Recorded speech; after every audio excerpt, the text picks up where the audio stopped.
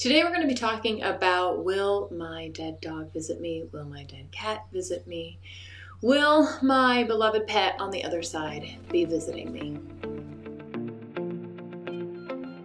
Hi, my name is Danielle McKinnon. I am an animal communicator. That means pet psychic. I connect animals that are alive and animals that have crossed over with their humans so that everybody can know what everybody else wants, thinks, and feels. Today we're going to be talking about visits from animals that have crossed over. And I'm going to share with you the top 3 ways that visits happen so you can know what to look out for. I'm also going to share with you the biggest mistake that people make when trying to get a message from their pet on the other side. But first, we're going to talk about the other side because it's really important that you understand what's going on over there a little bit before you can understand how they are giving us messages.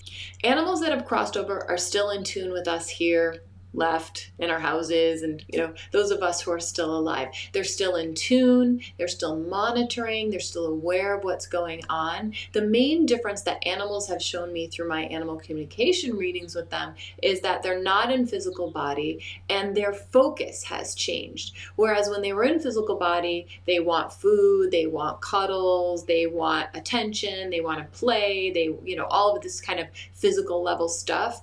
They also have a spiritual piece to them as well when they're alive, meaning they're aware of the big picture, they're helping us grow and evolve our soul. You can read about that in my Animal Lessons book. But when they cross over, they lose the physical body and they lose all of those physical pieces. So they're no longer concerned with food. I know this is really obvious, but there's more to it. They're no longer concerned with food. They're no longer concerned with getting enough sleep. But what they are concerned with is continuing to help us from the other side. So let's say I am somebody who's lost my dog and I'm grieving deeply and I've stopped eating, or I've turned to drinking, or I'm depressed and I can't get out of bed. And these are things that I hear about a lot on my YouTube channel because my YouTube channel is pretty much dedicated to helping people who are grieving the loss of their beloved pet.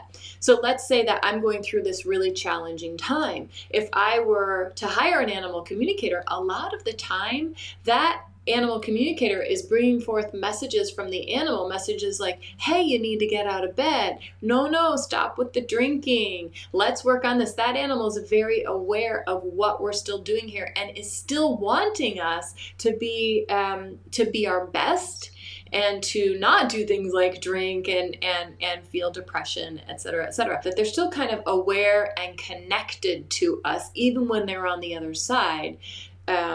It's just different for them. They focus differently and they really care about different things than they did when they were alive. So the first way I'm going to talk about that animals on the other side give messages to their humans is a really common way, but it's also a super overlooked way because people have a hard time trusting it. Animals will often send visuals to their humans. Now, what does a visual look like? It doesn't necessarily, although it can look like, I see my dog right there. He's real. This is amazing. It's not usually like that, although there are actually plenty of people who've woken up in the middle of the night to see their dog on their bed, which is really cool. It hasn't happened to me, but I know it happens. But what I'm really talking about here is, here I am sitting at my desk, and what happens? I see out of the corner of my eye my dog run by. Like, wait, oh yeah, my dog's not here. How could my dog run by? So they like to work with the corner of your eye. So they kind of turn your head like, what? Really? Because when you're staring right at something and waiting for it, you're waiting for a pot to boil, you have expectations, you have attachments, so it's very challenging to actually see what your animal wants you to see. But when I'm sitting here at my desk and I'm concentrating on something else, it's much easier for my animal to tap in and kind of like run by in spirit, and then I notice because I didn't have attachments, so I wasn't expecting it, so I allow it to happen. It is much easier when I am not attached to what it's going to look like. I mean, I'm not trying, but I'm just sitting at my desk doing something or watching TV or wherever it is. I'm not trying to see my pet. This is when there's more of an opening because of that lack of attachment, and so my dog can run by. I know it sounds crazy, but the reason that this is the most common but also the least trusted is because people discount it. They go, oh, I'm just used to seeing him run by. I didn't really see him run by, so I'm not going to count that as a message. I'm not going to count that as a sign. It is definitely a sign. If it's happening to you, trust it, because here's the really cool thing.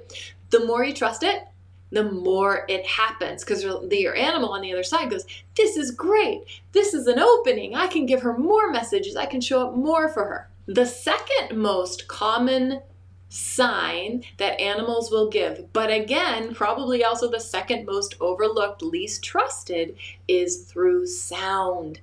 Animals can tap into your ears psychically and give you sounds that you associate with them. A lot of people will hear the clicking of the nails on the floor, or they'll hear the soft bark at the background, or the scratching on the scratch post. What your animal will do is kind of scan through you, decide, well, Danielle associates this sound with me, so I'm going to make this sound. And if you can trust, wait, I did just hear that sound, your animal will start sending you more and more sounds, which is really, really cool. But you have to trust it again. You can't go, well, I'm not sure. Make it a more obvious sound. Make it a louder. You don't get to dictate anything here. Your animal's going to do it. And the way you get more messages is by trusting. If you do not trust that sign, and a lot of people don't, well, you're not going to get it anymore, because the animals will be like, all right, Danielle's not getting this. I'm going to have to try some other tactic. The last way I'm going to talk about today that animals send messages is a really common way, and it's a much more easy to trust way.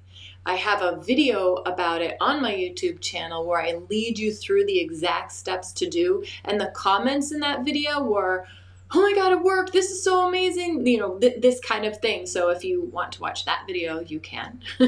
But here's the gist of what it is. It's called the Dream Connect method, and it's actually putting yourself into a certain state of mind before you go to sleep and performing my little technique so that your animal can visit you while you're asleep. It's called a visitation. Even though I named it Dream Connect method, it is a visitation. The sensation of this, the emotions behind it, and often the physical sensation of having a visitation from your pet while you're asleep is so strong that people actually, unlike seeing and hearing, they have a much easier time trusting it, because you wake up and you just like, whoa, this is amazing. The biggest mistake that people make when trying to receive messages from their pet on the other side is not trusting and going back and saying, no, I want a bigger message. I want more of a message. I want it to be more obvious. I want it to be so obvious that no one could ever doubt.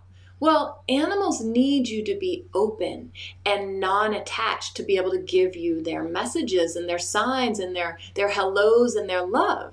And if you're attached to it has to be bigger, it has to be better, you're creating this energetic, like, whoop, you can only give me a message through this. And when the animal can only get you a message through this, it's lackluster. It doesn't have the same feeling and emotion. And a lot of time they're not even able to do it.